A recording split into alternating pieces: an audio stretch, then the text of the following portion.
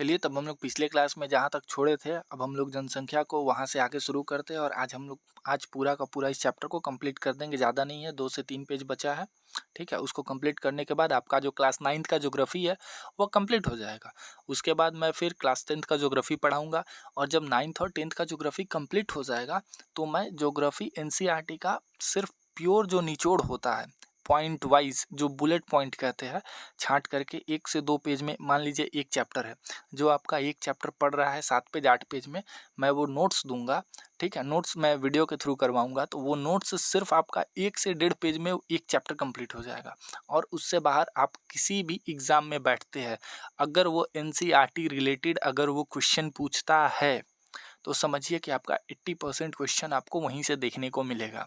ठीक है, मैं आपको ऐसा पॉइंट दूंगा, ऐसा चीज़ दूंगा जो आपको पेड बैच में भी नहीं मिलता है, क्योंकि मैं भी कहीं ना कहीं से पढ़ा हूँ, 3 जगह 4 जगह से पढ़ा हूँ और पढ़ने के बाद ठीक है वो सारे टीचर्स से जब मैं पढ़ा तो उस सब का नोट्स बनाया और उसके बाद फिर मैंने एनसीईआरटी उठाया और जो एनसीईआरटी से उस नोट्स में छूट रहा था उसको भी मैंने डाला। ठीक है, उसके बाद मैं आप लोग को दूंगा। ठीक है, लेकिन कब? जब 9th और 10th का ज्योग्राफी कंप्लीट हो जाएगा उसके बाद मैं दूंगा, फिर उसके बाद मैं पॉलिटी पढ़ाऊंगा और फिर उसी तरह से पॉलिटी का नोट्स भी दूंगा। ये सब आपका कहाँ कहाँ पे आएगा? बीपीएससी टीचर में आपका है, हालांकि अब तो वो होने वाला नहीं है। ईएमआरएस में आ जाएगा, केवीएस में आ जाएगा, एनवीएस में आ जाएगा, DSSB में आ जाएगा। ठीक है, अधिकतर एग्जाम जो एनसीईआरटी पे बेस्ड है उसमें आपका समझिए कि 80% क्वेश्चन यहीं से आएगा। ठीक है, अगर आप लोग बोलेंगे तो जो वर्ल्ड ज्योग्राफी है 6 से लेकर के 8 क्लास तक ज्योग्राफी का, उसको भी मैं पढ़ा दूंगा। ठीक ना, चलिए अब अभी जो है उसको शुरू करते हैं, उसके बाद जैसा होगा देख लिया जाएगा।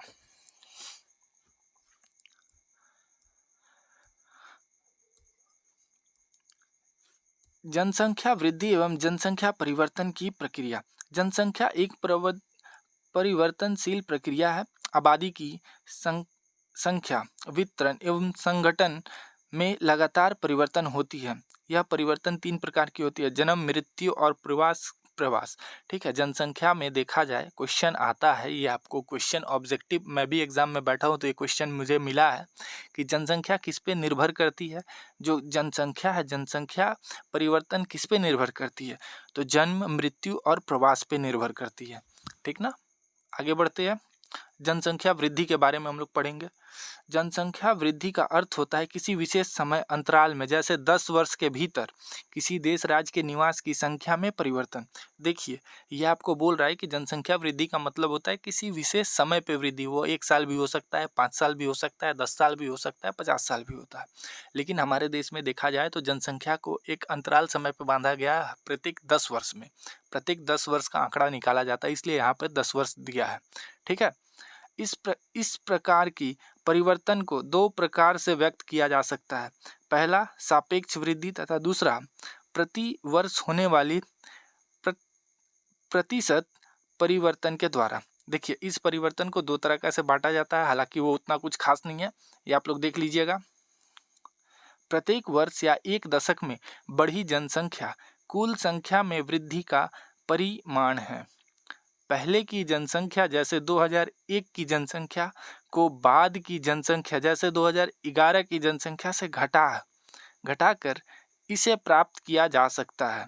ठीक है, ये आपको बोल रहा है कि अगर आप लोग को निकालना है कि आप लोग को निकालना है प्रत्येक वर्ष दशक में जनसंख्या वृद्धि कितनी बढ़ी है या कितनी घटी है, तो उसके लिए क्या करना है, जो अभी का जो जनसंख्या है उसको पहले की जनसंख्या से आप घटा दीजिए, क्योंकि उम्मीद है कि वो बढ़ेगा ही।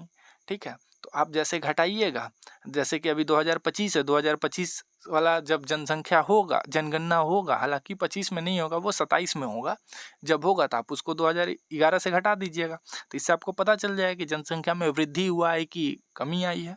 ठीक है, इसे हम लोग क्या कहते हैं, निरपेक्ष वृद्धि कहा जाता है, अगर बढ़ा तो। ठीक है, जनसंख्या की वृद्धि का दर दूसरा महत्वपूर्ण पहलू है। इसका अध्ययन प्रति वर्ष प्रतिशत में किया जाता है। देखिए, जो जनसंख्या है वो बढ़ रही है, उसको कैसे हम लोग नापते हैं, प्रतिशत में नापते हैं। ठीक ना, यहाँ देखिए, यहाँ आपको डायग्राम बताया है। 1951 से 1961 तक दर जो था 22 था। 1961 से 1971 24.8 हुआ। फिर 81 तक 24.66 हुआ, फिर उसके बाद जो दर है वो घटता चला आया। ठीक है, जनसंख्या में वृद्धि हो रही है लेकिन जनसंख्या दर जो है वो घट रहा है। 1961 से लेकर के जो बढ़ा 1981 1991 तक, उसके बाद जो जनसंख्या में वृद्धि तो हो रही है लेकिन जो है उसकी दर में कमी आ चुकी है। जो रेट से बढ़ना चाहिए था जनसंख्या, उस रेट से नहीं बढ़ पा रही है। ठीक है, ये देखिए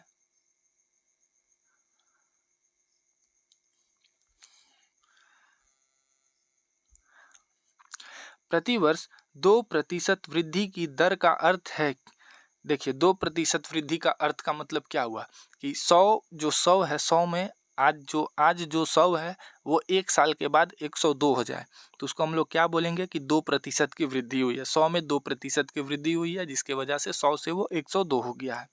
ठीक है, भारत की आबादी 1951 में 3,610 लाख से बढ़कर 2011 में 12,100, मतलब सीधा समझिए कि 1951 में ये 3.5 करोड़ थी और जाकर के 2011 में ये 12 करोड़ हो गई। ठीक है, भारत की जनसंख्या। अब देखिए यहाँ पर बताया गया है कुल जनसंख्या 1951 में कितनी थी, 3.61 करोड़, मतलब 3 करोड़ 61 लाख हो गया। लेकिन उस समय वृद्धि कितना हो रहा था, वृद्धि 42 लाख था, दर कितना था 1.25। देखिए आपका जनसंख्या का जो दर है वो बढ़ा था यहाँ 2.20 1971, 1981 2.22। ठीक है, उसके बाद फिर क्या हुआ, घटते चला गया। हालांकि जनसंख्या बढ़ रहा है लेकिन जिस रेट से बढ़ना चाहिए वो रेट से नहीं बढ़ रहा है, उस दर से नहीं बढ़ रहा है। ठीक है, आगे क्या बोल रहा है,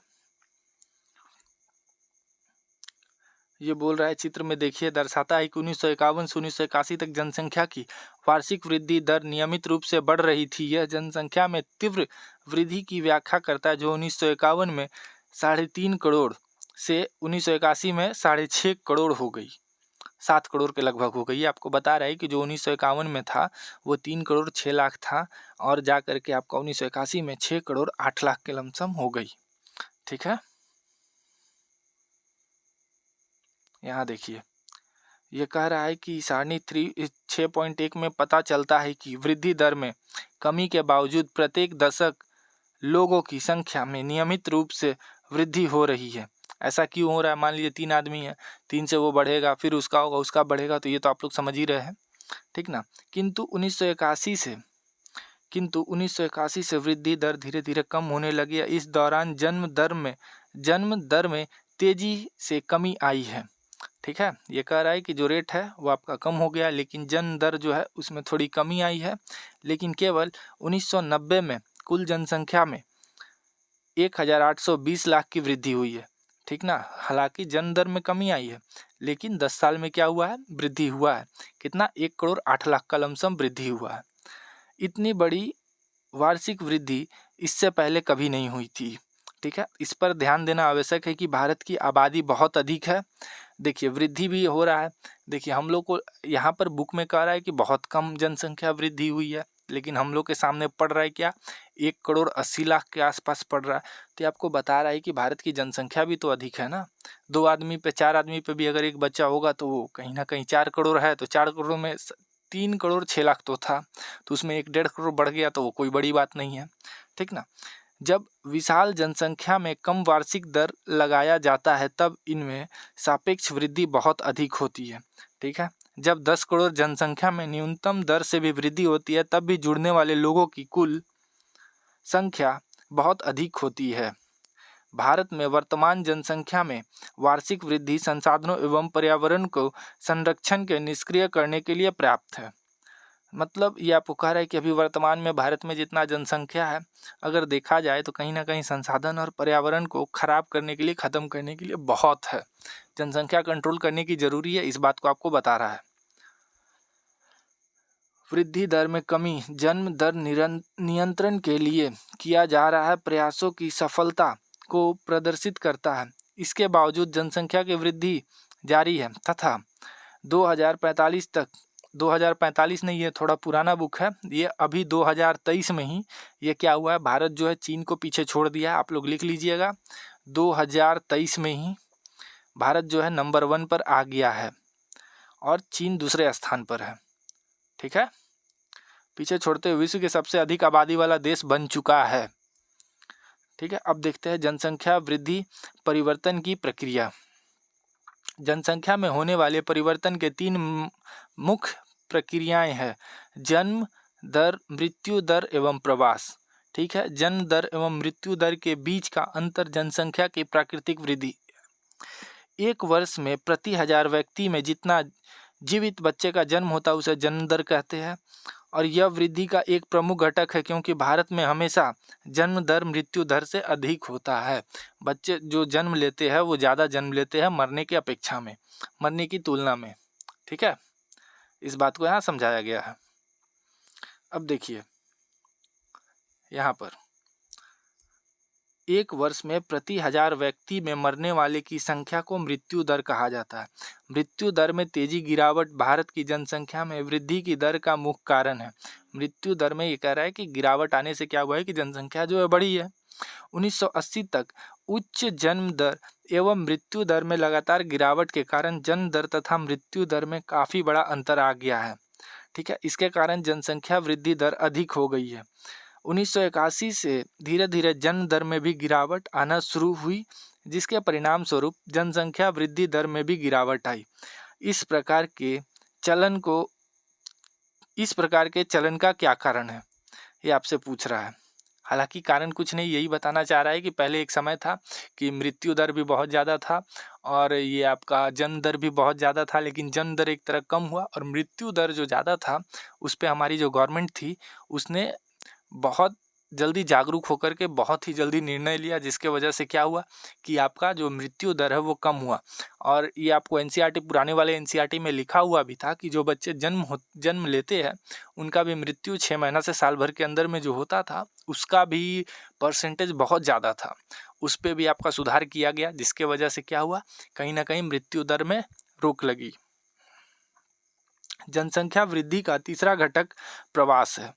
ठीक है, लोगों का एक क्षेत्र से दूसरे क्षेत्र में चले जाने को प्रवास कहते हैं।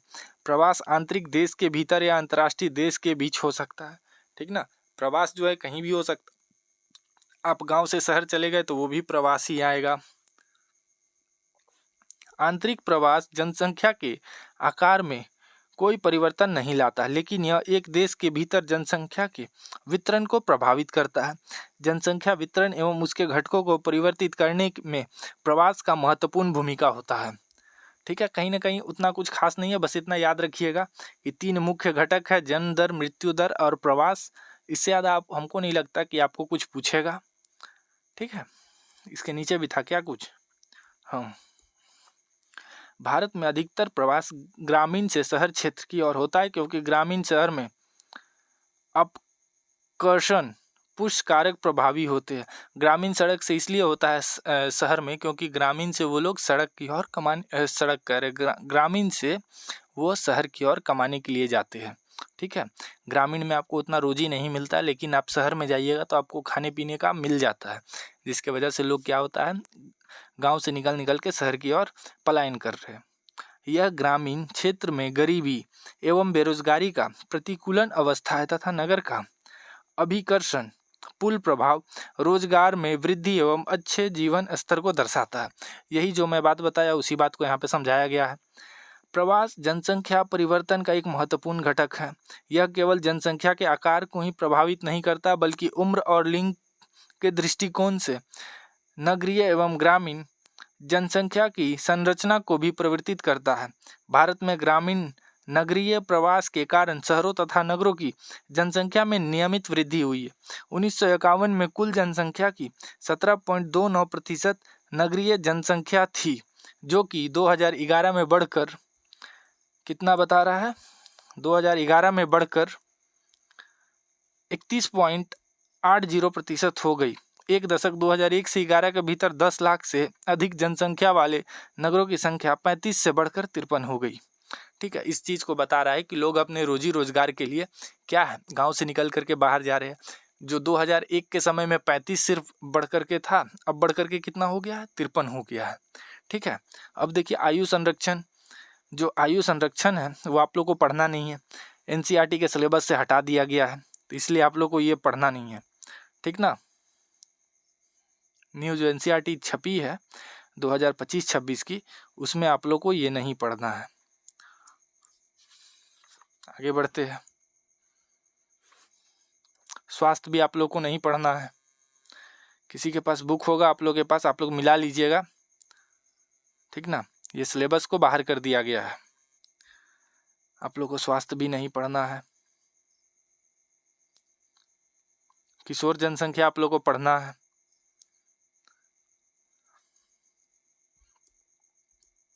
चलिए देखते हैं किशोर जनसंख्या के बारे में। हालांकि उतना कुछ खास नहीं है, ठीक ना, लेकिन फिर भी बुक में दिया है तो देख लेते हैं। वैसे कुछ आता नहीं है, जो मेन चीज़ था आपका पहला ही वीडियो में कंप्लीट हो चुका है। इस वीडियो में थोड़ा मोड़ा कुछ पॉइंट है, नहीं तो ऐसा कुछ है नहीं। भारत की जनसंख्या का सबसे महत्वपूर्ण लक्षण इसकी किशोर जनसंख्या का आकार है। यह भारत की कुल जनसंख्या का 5वां भाग है। किशोर प्रायः 9 से 19 साल की आयु वर्ग के होते हैं। इस चीज़ को देख लिया, किशोर कितने वर्ष से कितने वर्ष के लिए होते हैं, 9 से 19 वर्ष के लिए। यह भविष्य के सबसे महत्वपूर्ण मानव संसाधन है, यह भी एक पॉइंट बनता है। किशोर के लिए पोषण तत्वों की आवश्यकता बच्चों तथा वयस्कों से अधिक होती है।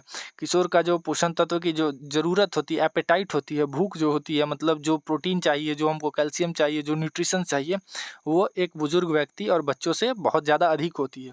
कुपोषण से इनका स्वास्थ्य खराब तथा विकास अवरोधित हो सकता है। परंतु भारत में किशोरों को प्राप्त भोजन में पोषक तत्व अपर्याप्त होते हैं। बहुत सी किशोर बालिकाएं रक्तहीनता से पीड़ित रहती है।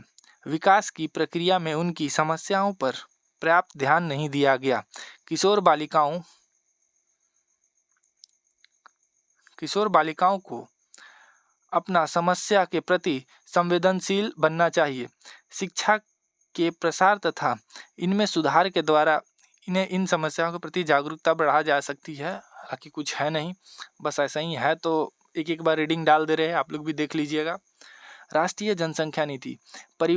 परिवारों के आकार को सीमित रखकर एक व्यक्ति के स्वास्थ्य एवं कल्याण को सुधारा जा सकता है। इस तथ्य को ध्यान में रखते हुए भारत सरकार ने 1952 में एक व्यापक परिवार नियोजन कार्यक्रम को प्रारंभ किया।